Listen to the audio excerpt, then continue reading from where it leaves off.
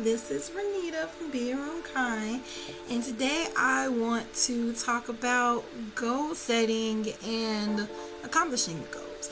I've always, I think in the beginning of life, I was really knocking down the to-do list, and then later on when I learned you can do things at the last minute and still succeed, I turned into a procrastinator. Thanks, college.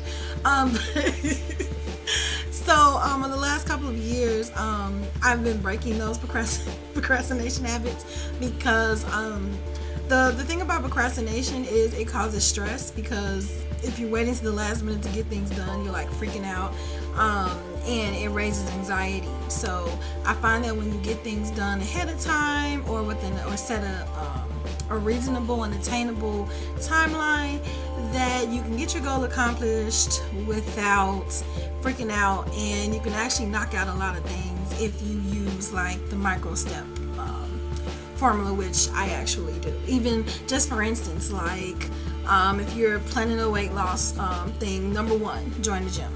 Number 2, go to the gym for 10 minutes, and just build from there and change diet and things like that. Just little micro steps to getting your goals accomplished. So earlier this month, I posted my September goals, and normally I just post them and then I'll let you guys know like if I did it or not, but I actually want to walk through them during the months now when I show my monthly goals, just so we can walk through how to accomplish goals, or try to overcome foreseeable issues, or eliminating excuses. So I'm making you guys my accountability partner, and hopefully helping you get out of that rut and move forward and scratch out that to-do list, right?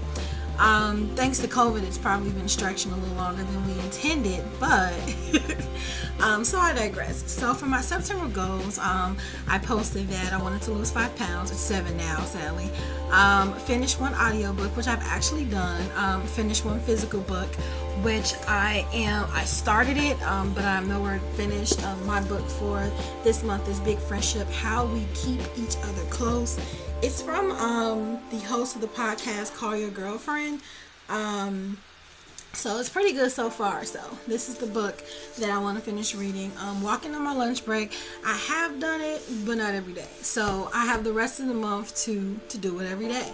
And craft 1 item. I do not have things near me, but I have part of my craft, but I haven't finished it. So this is just kind of like the half of it. So I need to put this on this and finish up like a little bit of small things on it. So I will post it once I finish it. So I did start this, so that was half the battle. So yeah, so those are the goals, and there are different ways to accomplish goals. So this week I wanted to do the infamous SMART goals. Like, I know everyone have heard of the SMART goals. So the SMART goals, it's an acronym. SMART is an acronym, S.M.A.R.T.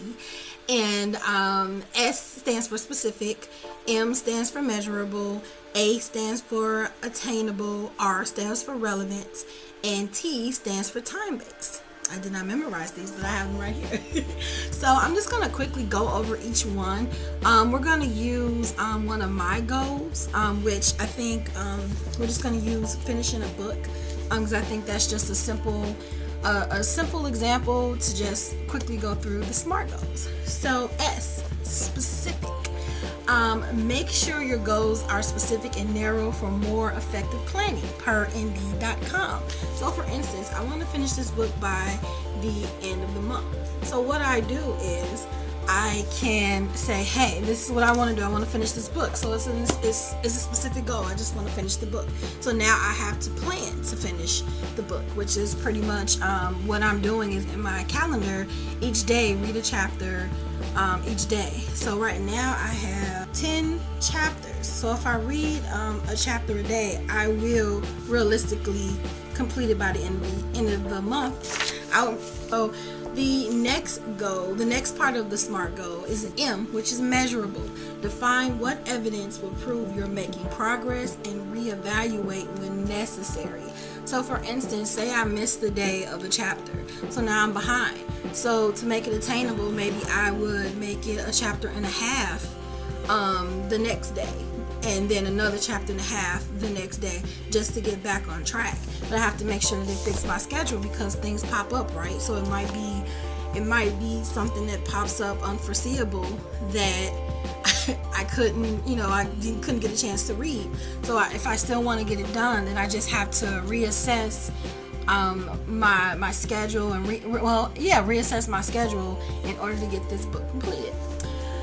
The next acronym is A, which is attainable. Make sure you can reasonably accomplish your goal within a certain time frame.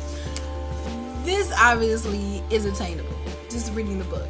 But I find when we do things, especially weight loss, that's probably the biggest thing, when we make unattainable goals and we kind of let ourselves down by setting unattainable goals, because there's no way it's not healthy to lose 30 pounds in a month, so when you don't reach the 30 pounds by the end of the month, you do get discouraged and you pretty much say, the hell with it, and you don't keep trying to attain that goal. So that's why I said micro goals are important, because even if you just walking every day, which is one of my goals, just walking for lunch every day, that's a step. That's a step to at least maybe 2 or 3 pounds, a week, which I think are, was it a half a pound? I don't know. But and you'll lose it healthy. I mean, if you lose 30 pounds in a month by eating right and working out, then kudos to you. But to just stress yourself out and don't eat at all and do a lot of unhealthy practices, you'll burn yourself out and you won't keep up with it. Like, you'll just stop. So once again, that's raising anxiety. So make sure that you keep your goals attainable, for number one, for confidence, because if you are already stepping into a goal and not confident that you can complete it, 9 times out of 10 you're going to drop out of it and you're not going to commit. So keeping it attainable is actually a confidence builder, and it decreases anxiety. The next letter is relevant. Your goals should align with your values and long-term objectives. So this year I just wanted to read more. I feel like I spent a lot of time watching Netflix, and I don't know, I just feel like I need to cut that off sometime, sit in silence and read a book, learn something. And I like fiction and nonfiction, so sometimes I just want to, explore and go to fantasy land. So that's when I read my fiction books.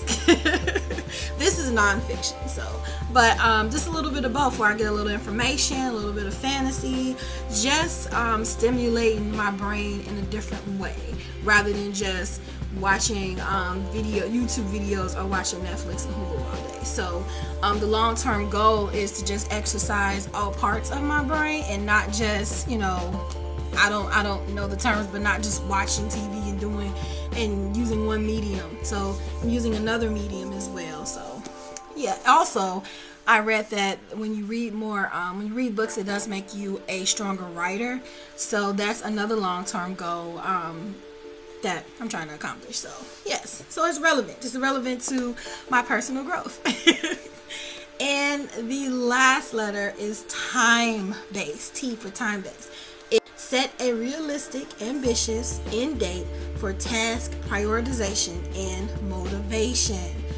Time-based. This is realistic. If I set 7 p.m. to 8 p.m. is dedicated to my book every day, I will read it, because it's mid-September, 10 chapters. I'm already on chapter 1, I think.